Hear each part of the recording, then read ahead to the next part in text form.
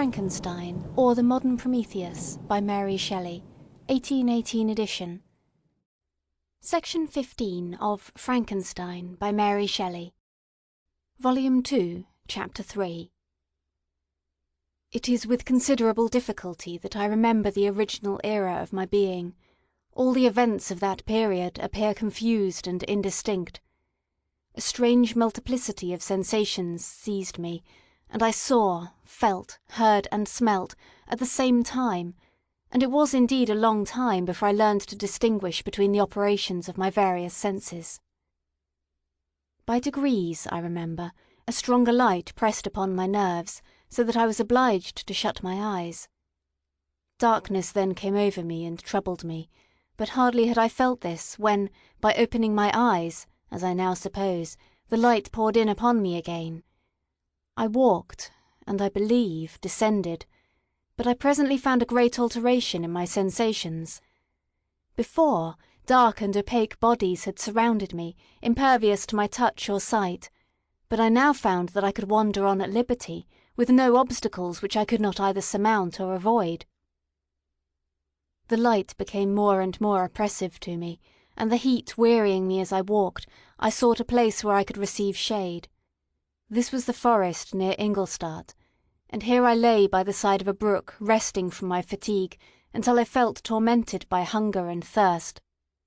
This roused me from my nearly dormant state, and I ate some berries which I found hanging on the trees, or lying on the ground. I slaked my thirst at the brook, and then lying down was overcome by sleep. It was dark when I awoke. I felt cold also, and half frightened, as it were, instinctively, finding myself so desolate. Before I had quitted your apartment, on a sensation of cold, I had covered myself with some clothes, but these were insufficient to secure me from the dews of night. I was a poor, helpless, miserable wretch.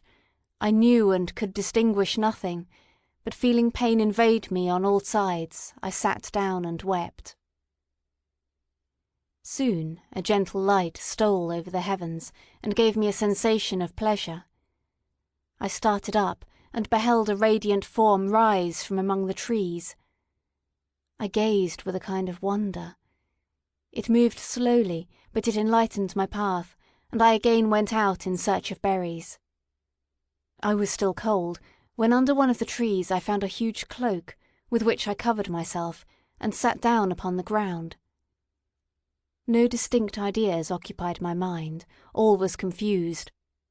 I felt light, and hunger, and thirst, and darkness. Innumerable sounds rung in my ears, and on all sides various scents saluted me. The only object that I could distinguish was the bright moon, and I fixed my eyes on that with pleasure. Several changes of day and night passed, and the orb of night had greatly lessened when I began to distinguish my sensations from each other.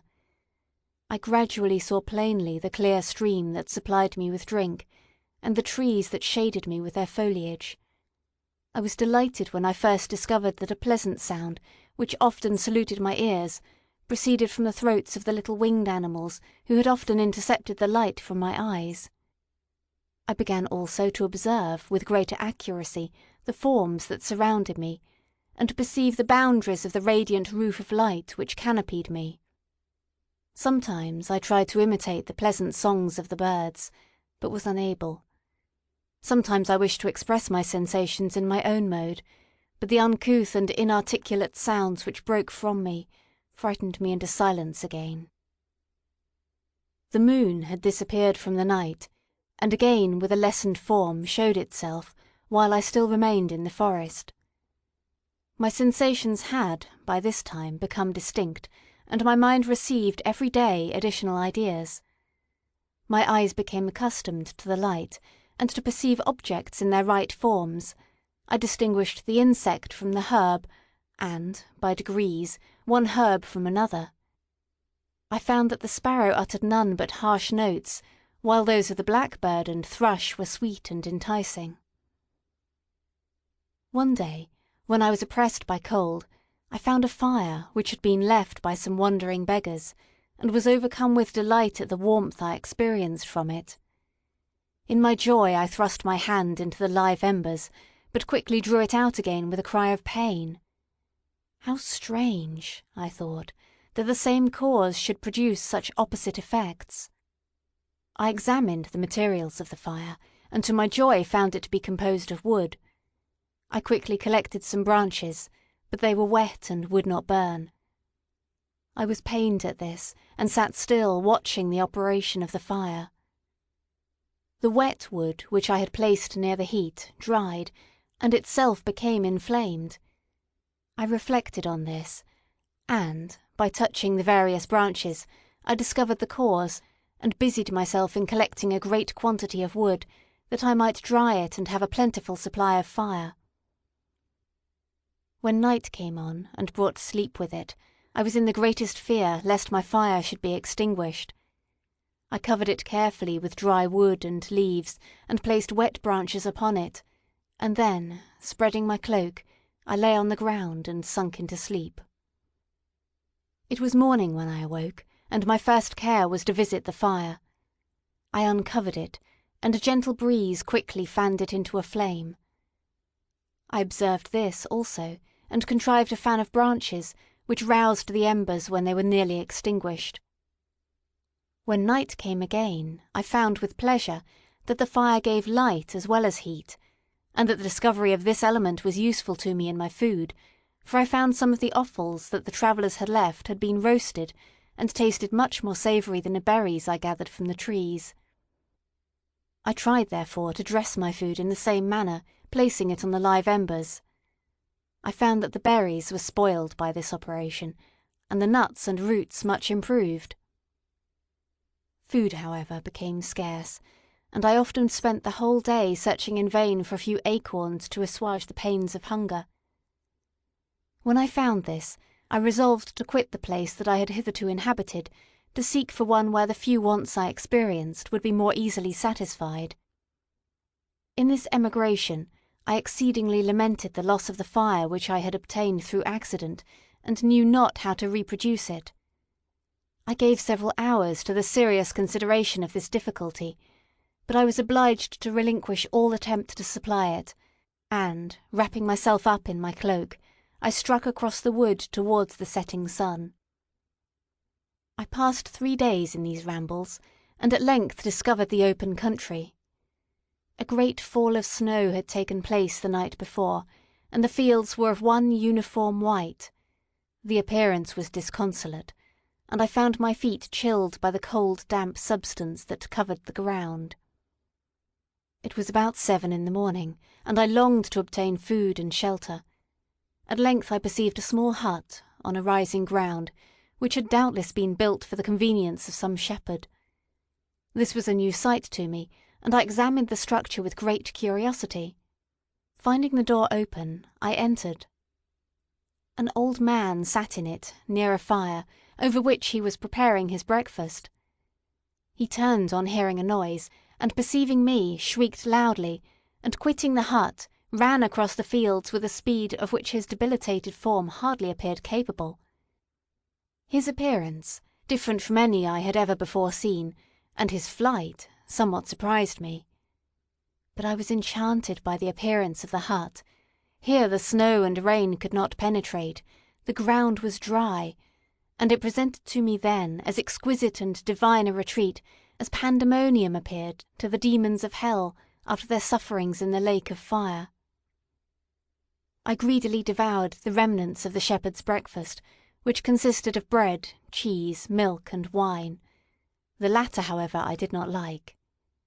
Then, overcome by fatigue, I lay down among some straw and fell asleep. It was noon when I awoke, and allured by the warmth of the sun, which shone brightly on the white ground, I determined to recommence my travels, and, depositing the remains of the peasant's breakfast in a wallet I found, I proceeded across the fields for several hours, until at sunset I appeared at a village. How miraculous did this appear!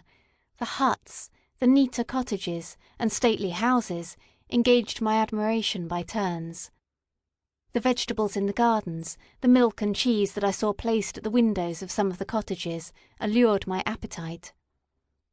One of the best of these I entered, but I had hardly placed my foot within the door before the children shrieked, and one of the women fainted.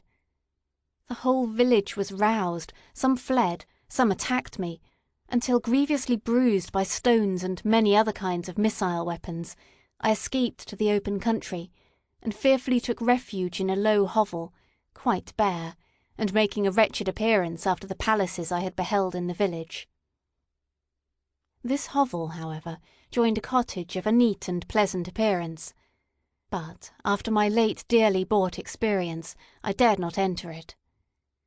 My place of refuge was constructed of wood, but so low that I could with difficulty sit upright in it.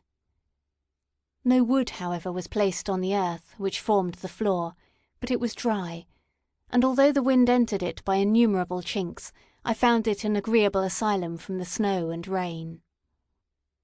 Here, then, I retreated and lay down, happy to have found a shelter, however miserable, from the inclemency of the season, and still more from the barbarity of man. As soon as morning dawned, I crept from my kennel, that I might view the adjacent cottage, and discover if I could remain in the habitation I had found. It was situated against the back of the cottage, and surrounded on the sides which were exposed by a pigsty and a clear pool of water. One part was open, and by that I had crept in, but now I covered every crevice by which I might be perceived with stones and wood, yet in such a manner that I might move them on occasion to pass out.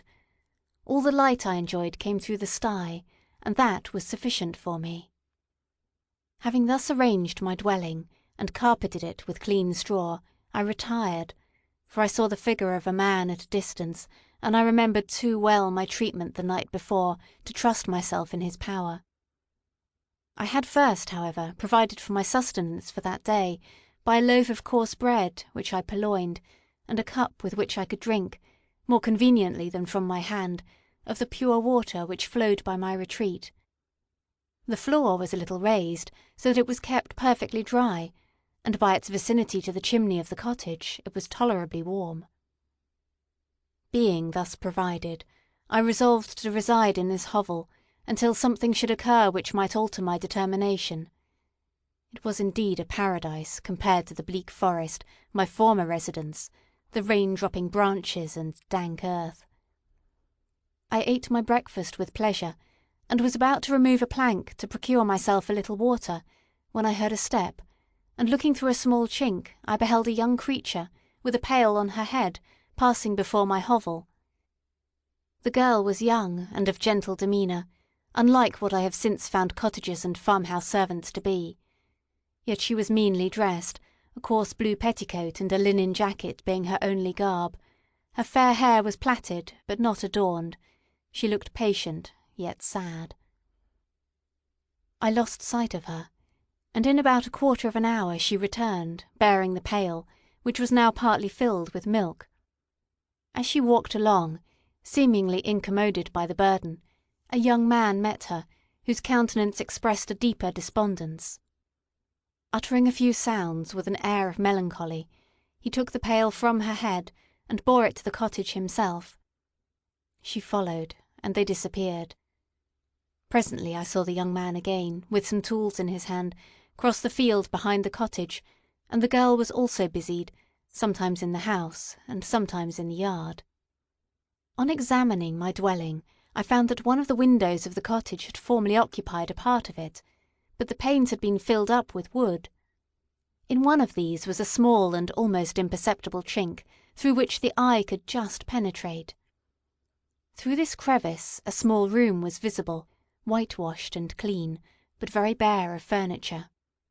In one corner, near a small fire, sat an old man, leaning his head on his hands in a disconsolate attitude. The young girl was occupied in arranging the cottage, but presently she took something out of a drawer which employed her hands, and she sat down beside the old man, who, taking up an instrument, began to play, and to produce sounds sweeter than the voice of the thrush or the nightingale. It was a lovely sight, even to me, poor wretch, who had never beheld aught beautiful before.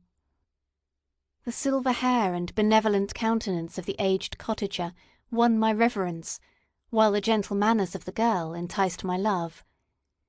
He played a sweet, mournful air, which I perceived drew tears from the eyes of his amiable companion, of which the old man took no notice, until she sobbed audibly. He then produced a few sounds, and the fair creature, leaving her work, knelt at his feet. He raised her, and smiled with such kindness and affection that I felt sensations of a peculiar and overpowering nature. They were a mixture of pain and pleasure, such as I had never before experienced, either from hunger or cold, warmth or food, and I withdrew from the window, unable to bear these emotions. Soon after this the young man returned, bearing on his shoulders a load of wood. The girl met him at the door, helped to relieve him of his burden, and, taking some of the fuel into the cottage, placed it on the fire. Then she and the youth went apart into a nook of the cottage, and he showed her a large loaf and a piece of cheese. She seemed pleased, and went into the garden for some roots and plants, which she placed in water and then upon the fire. She afterwards continued her work, whilst the young man went into the garden, and appeared busily employed in digging and pulling up roots. After he had been employed thus about an hour, the young woman joined him, and they entered the cottage together. The old man had, in the meantime, been pensive, but on the appearance of his companions he assumed a more cheerful air, and they sat down to eat. The meal was quickly dispatched. The young woman was again occupied in arranging the cottage. The old man walked before the cottage in the sun for a few minutes, leaning on the arm of the youth. Nothing could exceed in beauty the contrast between these two excellent creatures. One was old, with silver hairs, and a countenance beaming with benevolence and love. The younger was slight and graceful in his figure, and his features were moulded with the finest symmetry, yet his eyes and attitude expressed the utmost sadness and despondency. The old man returned to the cottage, and the youth, with tools different from those he had used in the morning, directed his steps across the fields. Night quickly shut in, but to my extreme wonder I found that the cottagers had a means of prolonging light by the use of tapers, and was delighted to find that the setting of the sun did not put an end to the pleasure I experienced in watching my human neighbours. In the evening, the young girl and her companion were employed in various occupations which I did not understand, and the old man again took up the instrument, which produced the divine sounds that had enchanted me in the morning. So soon as he had finished, the youth began, not to play, but to utter sounds that were monotonous, and neither resembling the harmony of the old man's instrument or the songs of the birds. I since found that he read aloud, but at that time I knew nothing of the science of words or letters. The family, after having been thus occupied for a short time, extinguished their lights, and retired, as I conjectured, to rest. End of section 15.